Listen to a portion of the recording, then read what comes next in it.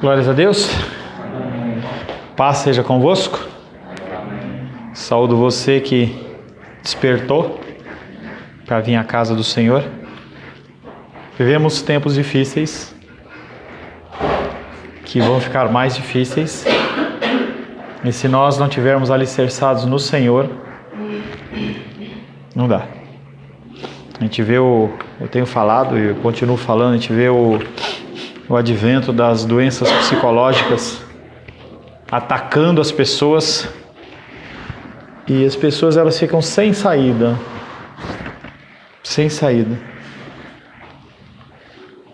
E não há nada, nenhum outro caminho a não ser nos rendermos ao Senhor. Estamos nesta manhã buscando o Senhor, buscando ouvir a voz dEle, buscando que Ele fale conosco, nos dê a direção para que nós possamos caminhar. O raio de esperança, ele só pode vir do Senhor. E sem esse raio de esperança, não tem como caminhar. As pessoas tropeçam e caem e não conseguem se levantar. Pode até parecer que a situação que você vive é uma situação difícil, mas ela pode ficar pior. Sem Cristo, ela fica pior. Não há esperança.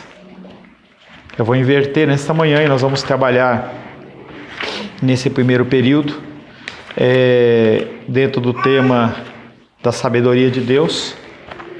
Nós começamos na semana passada a tratar deste tema. Começamos fazendo uma breve revisão, falando que sabedoria divina, ela possui um caráter infinito, diferente da nossa sabedoria. Falamos que o conhecimento, ele é a causa de uma sabedoria que é o efeito, é a aplicação. A sabedoria, ela é a prática de um conhecimento que nós conquistamos estudando, meditando. Falamos que um homem inculto, um homem sem conhecimento, ele pode sobrepujar um outro em sabedoria. Porque a sabedoria, ela não procede de nós. A sabedoria não é algo que você aprende em livros ou você faz algum curso. Por mais que pessoas estudem filosofia achando que vão ficar mais sábios, a sabedoria, ela provém do altar de Deus. Os homens adquirem um conhecimento por meio do estudo, mas a sabedoria, ela vem do relacionamento com o Senhor. E cada vez mais o coração das pessoas se esfria. Cada vez mais as pessoas se distanciam de Deus. Porque é difícil. É difícil a gente viver na contramão do mundo o tempo inteiro, todo o tempo. Não é fácil. Os nossos músculos, nossos corpos, eles tremem perante essas situações. Porque nós temos que falar não para coisas que todos dizem sim. Já seria difícil se todos concordassem. Mas mesmo assim, nós vamos contra o mundo. Então, cada vez mais a sabedoria divina, ela tem sido escassa nas prateleiras do mundo. As pessoas não encontram pessoas com sabedoria, encontram com conhecimento, mas com sabedoria não. Os homens podem ter conhecimento sem sabedoria, mas nunca sabedoria sem conhecimento. Eita! Aleluia! Vamos começar hoje falando sobre características dessa sabedoria, que é a sabedoria divina. Como entender a sabedoria divina, que é o foco do nosso estudo? Nós não estamos aqui para estudar a sabedoria humana, mas e sim a sabedoria divina, que é a fonte de todas as coisas. A primeira característica da sabedoria divina é que ela é essencial em Deus, ela faz parte de Deus. Não é algo que Deus pode não ter. Como todos os atributos, a sabedoria também é essencial em Deus, faz parte. Nós já estudamos sobre o conhecimento, já estudamos sobre a fidelidade. Todos os atributos de Deus fazem parte dele na essência. Nós, no nosso convívio, nós agimos de uma maneira diferente. Então é como se você fosse numa prateleira e falasse: hoje se eu for bonzinho, eu não posso ser irado. Se eu for irado, eu não posso ser bonzinho, eu não posso ser sábio. Não, Deus, Ele é tudo de uma maneira incompreensível a nós. Deus, Ele consegue ser de uma maneira e da outra ao mesmo tempo. Deus não pode ser o que é Deus sem a sabedoria.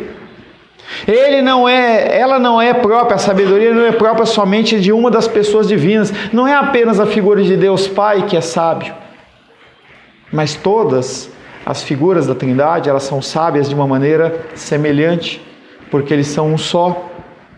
Essencialmente, o que pertence a uma pessoa da Trindade também pertence a outra. Portanto, o que pode ser dito do Pai, pode também ser dito do Filho. E também pode ser dito do Espírito Santo. Não é sem razão, então, que as Escrituras dizem que todos os tesouros e conhecimentos e sabedoria estão escondidos em Deus e também em Cristo. Colossenses capítulo 2.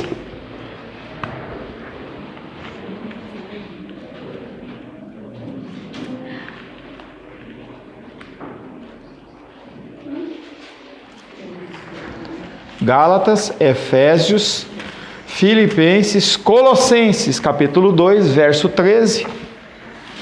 Helena, não, filha, não. Nicolas, por gentileza. 2:3. Lê do 1, por gentileza. Gostaria, pois, que soubesseis quão grande luta venho mantendo por vós, pelos laodicenses, e por quantos não me viram face a face, para que o coração deles seja confortado e vinculado juntamente em amor, e eles tenham toda a riqueza da forte convicção do entendimento, para compreenderem plenamente o mistério de Deus. O mistério de Deus Cristo, em que todos os tesouros da sabedoria e do conhecimento estão ocultos. Tá, então a figura de Deus é uma figura envolta na sabedoria. E aí tem o mistério da figura de Cristo, que é quem todas as coisas estão reveladas. Não tem como nós conhecermos a sabedoria de Deus se não for através da figura de Jesus Cristo. Segunda característica, a primeira foi que a sabedoria é essencial em Deus. A segunda, a sabedoria não pode ser separada de Deus. O homem tem sabedoria, mas essa sabedoria é uma sabedoria humana, que foi colocada nele. Os atributos de Deus que são comunicáveis na sua vida foram colocados pelo Senhor. Não é porque você tem tempo de igreja, não é porque você vai no monte, não é por causa nada disso. Ela é colocada por Deus em você. Ele teve acrescido, o homem acrescida por alguém de fora, no caso Deus. Toda a sabedoria não é algo acrescido a Deus e que veio a pertencer a Deus. Os homens possuem sabedoria e Deus é a sabedoria. Ao mesmo tempo que a sabedoria é um atributo de Deus, Deus também personifica a sabedoria. Não tem como se separar uma coisa da outra. Deus, Ele é a própria sabedoria. Ele é a própria sabedoria. A sabedoria também é propriedade de Deus e Deus somente. Não tem ninguém que tenha sabedoria e possa entregar. Eu vou buscar sabão de coco lá no Pão de Açúcar. Não, eu vou buscar ela no Super Maia. Não, eu vou buscar ela no Mercadinho. Não. A sabedoria, ela é algo que é propriedade de Deus. Você não consegue sabedoria nenhum outro lugar, a não ser através de Deus. Você quer sabedoria? A palavra de Deus diz, peça a Deus, e Ele vos concederá. Por que Salomão foi tão agradável no seu pedido? Porque ele pediu exatamente essa sabedoria, esse conhecimento que nada mais era do que uma forma de conhecer mais a Deus. O que Salomão fala é, eu quero te conhecer mais, Deus. Eu quero poder ouvir a tua voz. Eu quero poder tomar decisões que te agradam. E não coisas que sejam para mim. E aí Deus responde para ele. Porque não pediste tesouros. Não pediste fama. Não pediste poder. Mas pediste sabedoria. Eu vou te dar sabedoria. E além disso, eu dou todas as outras coisas. É algo que a gente pode estabelecer um paralelo similar. Buscai o reino de Deus e a sua justiça, e todas as demais coisas. Que coisas? Alimentação, vestuário, as coisas que são necessárias para o nosso viver, o Senhor nos concede, para que nossa mente não fique preocupada antecipadamente com algo que Ele mesmo garante. Se Ele mesmo garante, por que eu vou me preocupar? Então eu vou ocupar a minha mente com coisas mais importantes. Isso é uma ação de sabedoria. Por que eu vou me preocupar com algo que já está resolvido? Sabedoria divina. O nome filósofo surgiu do respeito que os homens tiveram a esta perfeição de Deus. Talvez você imagine que filosofia nasceu dentro do homem, do humanismo. Não, nasceu dentro de Deus. Em que as pessoas observavam a sabedoria de Deus na criação, nas coisas inerentes à figura de Deus, à figura do próprio Deus, e eles começavam a filosofar, eles começavam a pensar como que acontecia isso. Depois que a coisa um pouco se distorce, e aí cai no campo do humanismo, em que o homem ele procura fazer o quê? Estabelecer a sua própria sabedoria. Mas essa filosofia não é a filosofia inicial. Ser sábio é uma propriedade peculiar a Deus. Ele pode concedê-la a outros, mas é algo que lhe pertence. Você quer sabedoria? Peça sabedoria a Deus. Sabedoria para agradá-lo. Sabedoria para decidir as coisas conforme a vontade dele. Sabedoria para saber que caminho tomar, não para que você se dê bem, e sim para que o nome dele seja glorificado. Porque é o que nós temos falado no culto de domingo à noite. Na semana passada nós falamos caminhando para a cruz. Às vezes a sabedoria que você precisa é a sabedoria para você abrir mão de algo que você quer, que você deseja, em prol do reino. Que é algo que foi parte da oração do Filipe, em que a pessoa ela simplesmente fala: eu quero servir a Deus, eu abro mão da minha família, eu abro mão dos meus confortos, dos meus bens. E isso perante o homem não é sabedoria, é burrice. Eu já falei para vocês que quando eu vim para Brasília, eu ouvi algumas pessoas dizendo: você está louco? Que burrice é essa? Sendo que foi uma decisão de sabedoria de Deus, porque cumpre a vontade dele. Não é que é fácil, não é que é tranquilo, mas é algo que cumpre o propósito do Senhor. A sabedoria ela é originária em Deus. A sabedoria entre os homens é obtida pela experiência dos anos. Conforme a pessoa ela vai ficando mais idosa, você fala: olha, essa pessoa ela é mais sábia. As pessoas... mas é o conceito. Tá? É o conceito, é a ideia. Então a pessoa ela vai ficando mais idosa, ela é mais sábia. Porque se acumula o quê? Na quantidade de informações que você teve durante toda uma vida. Mas com Deus não é assim. Ele é sábio, essencial e necessariamente. Deus não pode ser o que é sem a sua sabedoria. Sua sabedoria é eterna. Ele não precisa do conselho de ninguém. Lembra de Jó? Quem é você? Você me ajudou com isso? Você me ajudou com aquilo? Quem é você? Os anjos e os homens têm sabedoria comunicada, mas Deus tem uma sabedoria que é original. Romanos 11:34.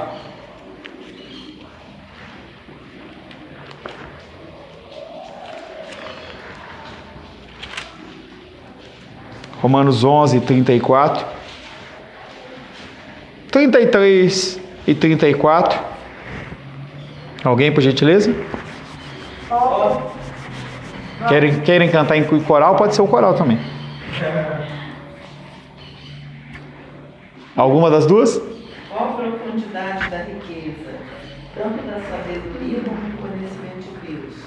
Quão insondáveis são os seus juízos e quão inescrutáveis os seus caminhos? Quem, pois, conheceu a mente do Senhor? Ou quem foi o seu conselheiro? Quem? Ninguém. Isaías 40:14.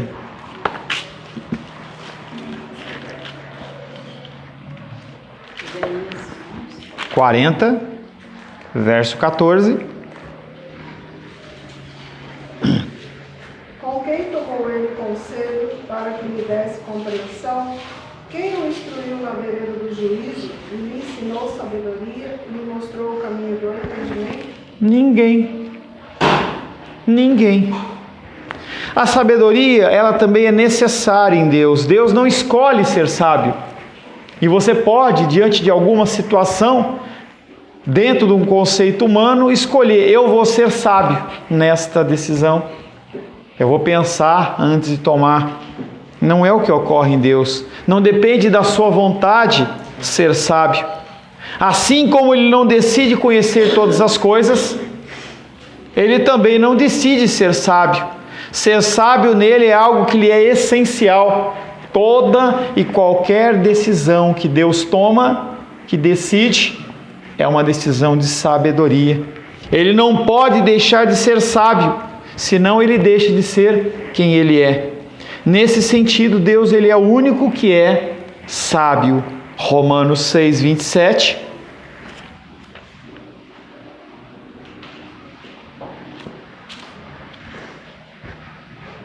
Opa, não é 6, 27 que não tem Romanos 6, 27.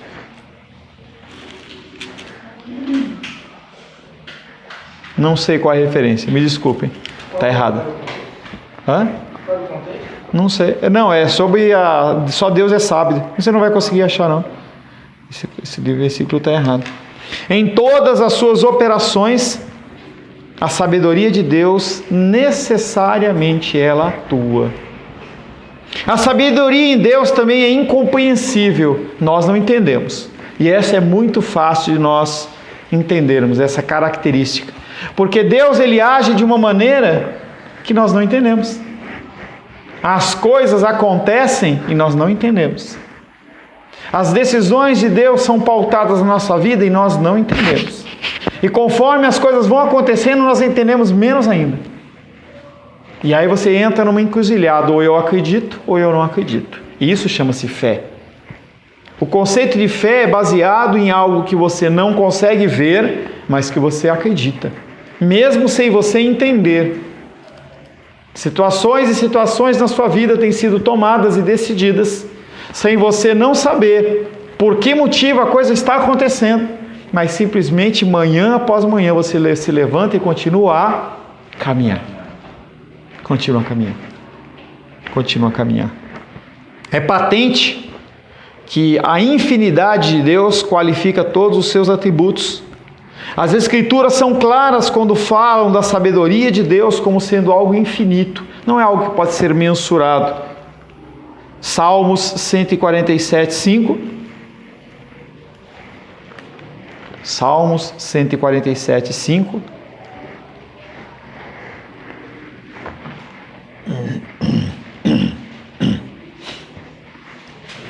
Por gentileza. 147, 5. Grande é o nosso Senhor, e de grande poder. O seu entendimento é infinito. E não se pode medir. Grande é o Senhor nosso, e muito poderoso. O seu entendimento não se pode medir. É imensurável a sua sabedoria. Se ela não pode ser medida, ela também não pode ser compreendida. Algo que você não consegue abarcar o conhecimento, não é algo que você tem domínio, você não consegue compreender. Talvez você compreenda das coisas da situação da sua vida.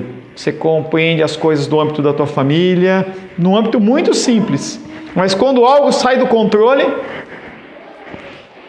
o que está acontecendo? Por quê? Salmos 92, 5.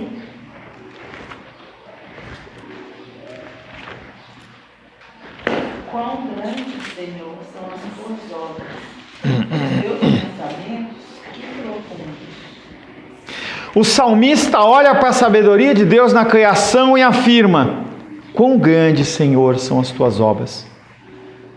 Ele está olhando para a criação e ele está de boca aberta, seja na grandeza, seja na complexidade. Talvez o salmista, nesse momento, ele esteja passando na frente de uma orquídea ou de um lírio. Ele olha e fala: quão grande, Senhor, são as tuas obras. Os teus pensamentos, o pensamento do Senhor quando o Senhor criou tal coisa, foi demasiadamente profundo. Imagine o funcionamento do teu organismo em qualquer cor, qualquer parte. A tua visão. Imagina a tua visão, o funcionamento dela. Imagina o sangue circulando no corpo e a troca das impurezas do gás carbônico por oxigênio, fazendo a manutenção. O sangue sendo bombeado numa quantia certinha por todo o seu corpo, porque se der muito forte, você fica com a pressão alta e você pode morrer. Baixa também. Eu vejo lá a titia com as pernas agora um pouco mais desinchadas, mas porque está faltando circulação. Então o que acontece é que a perna enche, o sangue não consegue voltar. Olha como Deus, Ele é profundo nos seus pensamentos. É que a gente, quando vai orar, a gente não para meditar nas coisas que são profundas de Deus. A gente vai: Deus me dá isso, Deus me dá aquilo, Deus ora por isso. Mas você não para meditar a respiração, em você encher o seu pulmão com uma quantidade de uma mistura que nós não sabemos pegar, não dá para a gente visualizar, mas que aquilo entra no teu organismo e aquilo já é dividido, o oxigênio vai para um lado, o gás carbônico vai para o outro, depois vai embora. O oxigênio não vai embora é o gás carbônico. Aí a plantinha, não, essa está seca. Tá? A plantinha lá fora, ela pega esse oxigênio, esse gás carbônico e transforma em oxigênio. Profundidade do conhecimento de Deus. A água. Não tem fogo, não tem gosto, não tem nada, mas é uma delícia. E ela chega e chove, cai na terra. E aí a água na terra, ela pega e transpira depois através da aguinha que você toma. E ela volta, mesmo que a gente não volta para as nuvens. E daqui a pouco chove de novo, tudo purinho de novo. Que maravilhoso. A mesma expressão de contemplação proferiu Paulo quando tratou da mente de Deus, Romanos 11:33. Felipe? 11:33.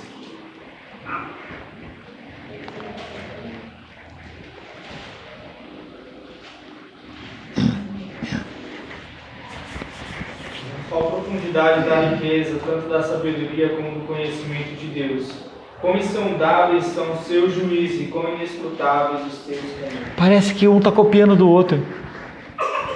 Parece que o Paulo copiou do Salmo, parece que o outro escritor copiou, parece que Jó copiou de Salmo, parece que copiou de Jó. O texto é o mesmo. Paulo olha e fala: ó profundidade da riqueza, tanto da sabedoria como do conhecimento de Deus, quão insondáveis são os seus juízos, quão inescrutáveis são os seus caminhos. Olha, parece que esse caminho não vai dar em nada, e dá. Parece que isso não vai acontecer, acontece. Parece que isso não vai acontecer, acontece. Os homens podem medir o que lhe é comum, mas não conseguem compreender a sabedoria divina, porque ela sobrepuja o entendimento deles. Ainda que Deus resolvesse revelar toda a sua sabedoria ao ser humano, o homem seria incapaz de compreendê-la, porque ela é grande demais. Cada vez mais a gente se depara com situações em que os nossos queixos eles caem dentro das situações, como Deus faz, como Deus age. Observe a meditação de Zofar, amigo de Jó. Jó capítulo 11.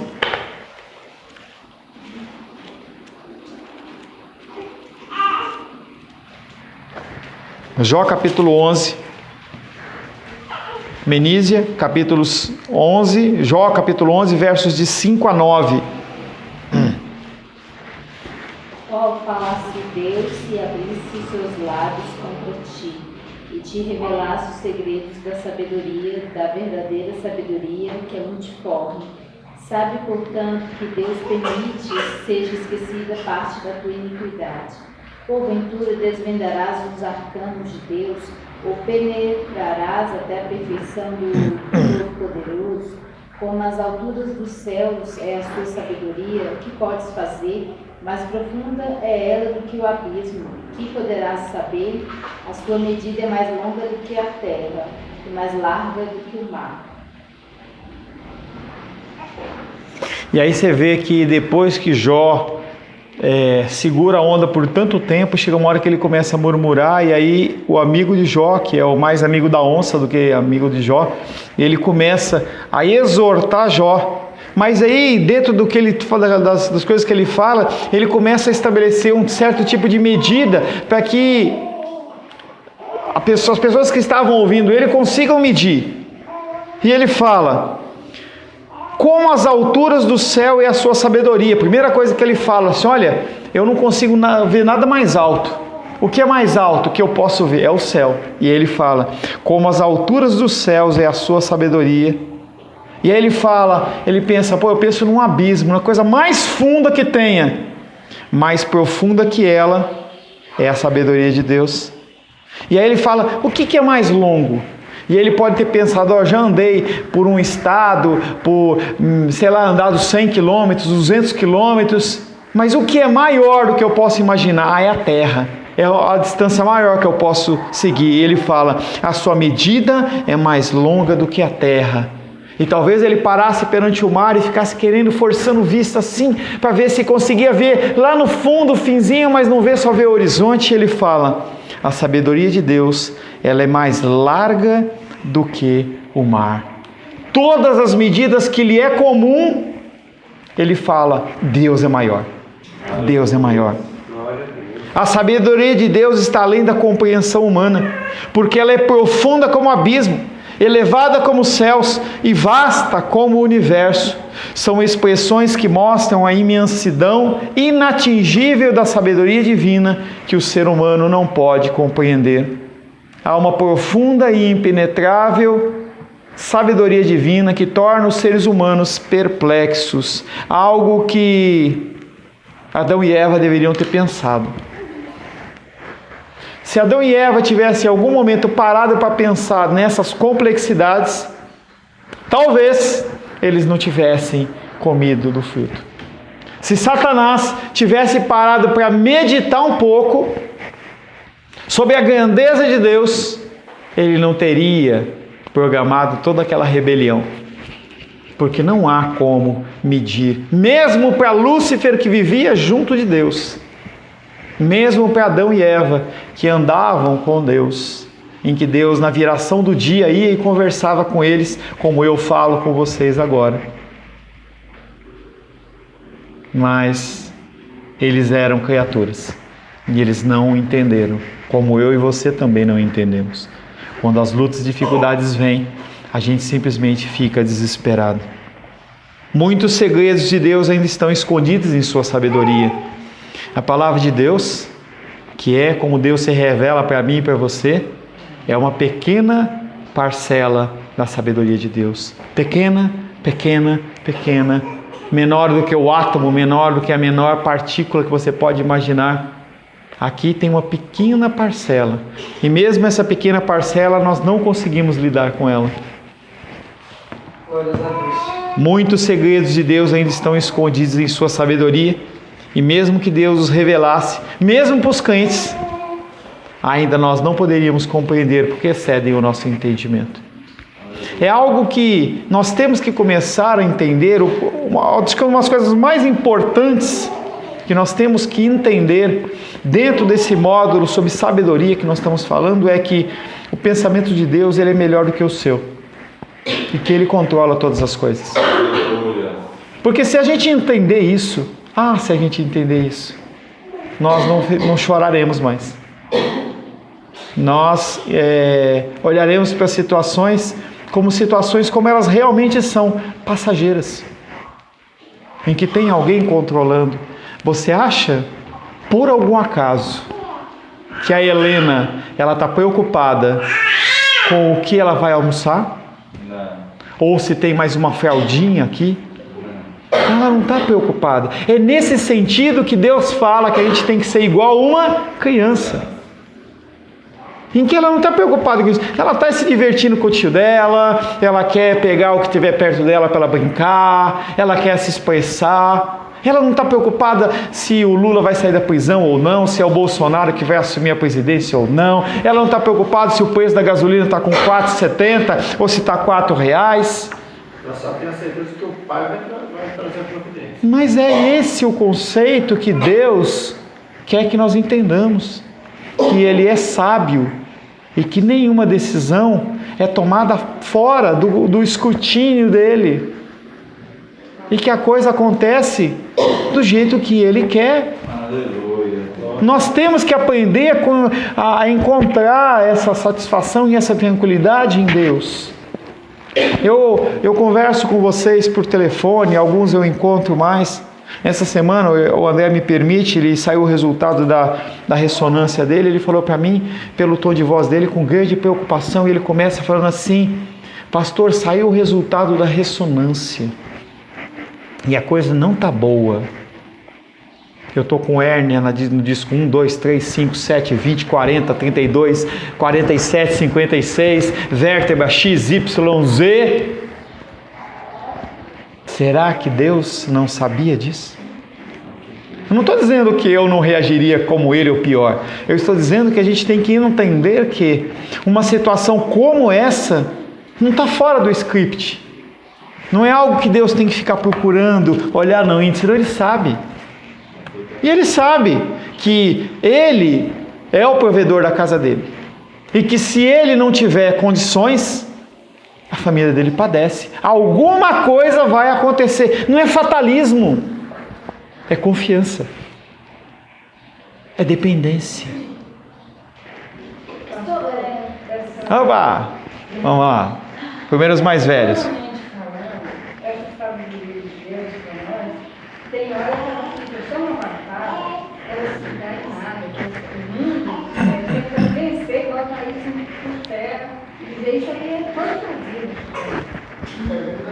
Então eu estava tendo uma pequena conversa maior, dizendo que a fagulha pode incendiar uma coisa, sabe? Eu posso que se você não deixar aquela fagulha sair, aquilo não vai. Não, mas você tem que ver que é assim, é assim. Então eu disse, para não discutir, vou ficar quieto. Porque é o que eu vejo, é o que o mundo pensa, é como o mundo pensa. Mas é por isso que Deus fala que Ele escolheu os loucos para confundir os que se dizem sábios. O cristianismo é uma loucura, em que nós andamos por caminhos e fazemos coisas em que é contra a mão do mundo. O mundo fala, você está louco. Você está errado. Fale, Menise. Lá, quando você está falando das grandezas das obras de Deus, né, tem um versículo que um dia desses eu estava lendo em Jó, 6, falando que Deus faz a terra parar no nada, no vazio, né? Estabelece a terra no nada, no vazio. Assim. E eu ia falar outra coisa que só que eu não lembro o que é. Essa questão que você falou também, que a gente sabe da palavra, a gente medita na palavra, mas tem momentos que a gente tem a razão, tem o coração, mas parece que não passa. Então, assim, até aí precisa da ação, eu acredito que precisa da ação do Espírito para nos ajudar a vencer aquilo, porque a gente sabe, né? Mas parece que não desce para o coração. E acho que é o Espírito Santo que nos ajuda a ir avante. Não ache, tenha certeza.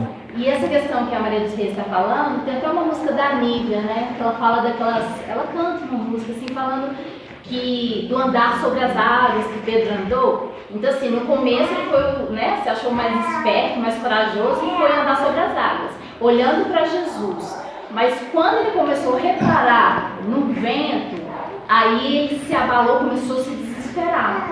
E lá em Hebreus 12 fala isso, né? Acho que é Hebreus 12 que fala para a gente olhar, o olhar firme em Jesus. Eu não lembro se desembaraçando do pecado e de todo embaraço, olhando firmemente para o autor. Então a gente tem que caminhar com olhar em Jesus e não nas circunstâncias. Com certeza. E quando a gente começa a olhar as circunstâncias da nossa vida, já era. A gente vai se abalando, o alimento, e se alimentar da palavra, porque às vezes a gente está no dia, como a Rosângela falou numa reunião que a gente teve essa semana, às vezes um versículo que você lê naquele dia já te fortalece para o dia inteiro. Então, eu gostei bastante do exemplo que ela deu do planeta Terra. Não vamos pro planeta Terra, essa pilha aqui, coisa pequenininha. Pilha, fica aí. Não fica. Imagina esse planeta Terra, essa massa, ela está no vazio. Como explicar isso? Não é a gravidade, é a força. Como é que você consegue estabelecer que um planeta como esse, que é um dos menores, digamos assim, dentro do nosso sistema solar, que não é nada dentro do universo, como é que um planeta como esse consegue ficar sem cair? Sem cair. Muitos segredos ainda estão escondidos em sua sabedoria. E mesmo que Deus os revelasse, os seres humanos, mesmo os crentes, ainda não poderiam compreendê-los, porque eles excedem o entendimento. Qual é a saída? É exatamente o que a Menísia falou. A Menísia, ela finalizou a aula exatamente como eu iria finalizar. Nós temos que nos pautar na leitura das Escrituras, para que as Escrituras elas possam nos dar sustento no momento em que o mundo fala não, e você sabe que você tem que falar sim, ou o mundo fala sim, e você sabe que você tem que dizer não. Decisões como essa, como de Abraão, tanto na hora que ele saiu da casa dele, como ele disse, ele ouviu a voz de Deus, mata o seu primogênito, são decisões que nós temos que tomar durante a semana e nós precisamos da sabedoria de Deus. Você sabe muito bem o que acontece quando você toma uma decisão sem sabedoria de Deus. Como dói para você recolher os pedaços.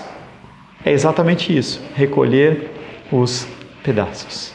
É por isso que Deus fala que se a gente tomar a decisão certa segundo a vontade dEle, as coisas são mais tranquilas. É isso que o mundo precisa. E por ser isso que o mundo precisa, Ele levantou você e eu para fazermos a diferença no nosso meio, na nossa família, no nosso trabalho, na nossa escola, no nosso convívio, para que as pessoas elas possam começar a ver que há outra forma de agir diferente do que o coração está mandando. É uma forma que as Escrituras elas nos dão essa direção. E aí isso com o passar do tempo, as pessoas vão começar a olhar e falar, eu decido segundo a minha vontade e eu dou com a cara na parede.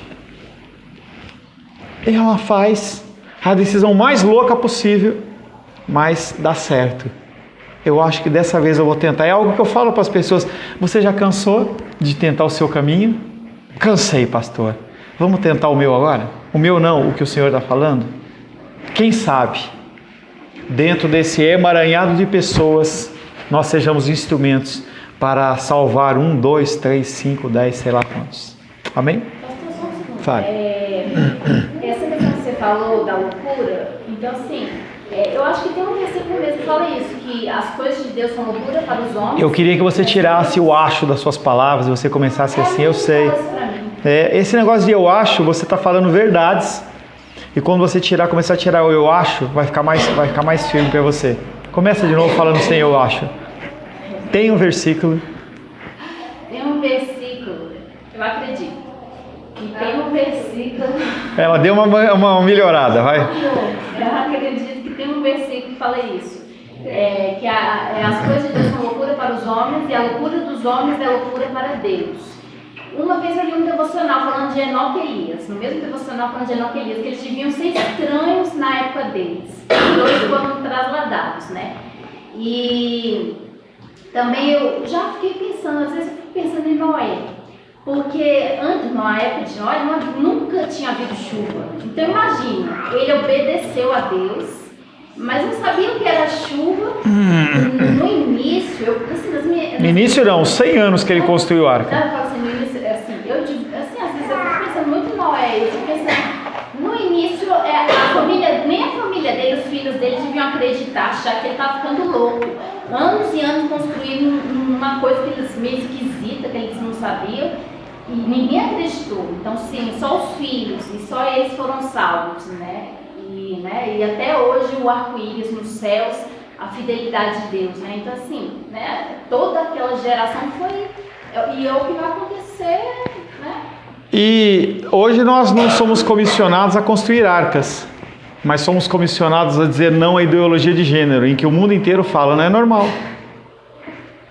Por exemplo, é uma arca, em que as pessoas elas caminham numa contramão da palavra, e quando você diz não, você é radical, você é ignorante, você é muito duro. É a nossa arca. E eu recebo lá em casa todo dia dizer, só a senhora que acredita nisso, só a senhora que pensa que o mundo é do seu jeito. O mundo é diferente, não é desse jeito. Toda vez que eu digo uma coisa, a senhora diz, não, mas eu penso assim. Pronto, aí começa, pronto, acabou, né?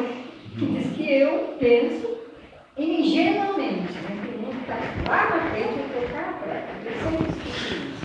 Eu acho que a senhora está idosa, né? Mas O arrebatamento, o fim dos tempos.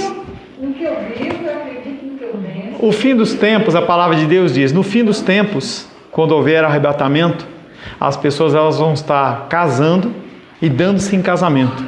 E verá o Filho do Homem como um relâmpago. E aquele que vão estar dois trabalhando, um vai e outro fica. E aí, infelizmente, porque eu sei que você está falando de pessoas caras a você, infelizmente, se o Espírito Santo não convencer, como a Menísia disse, você vai e a pessoa vai ficar e ela vai falar assim, a pessoa estava certa e eu estava errado.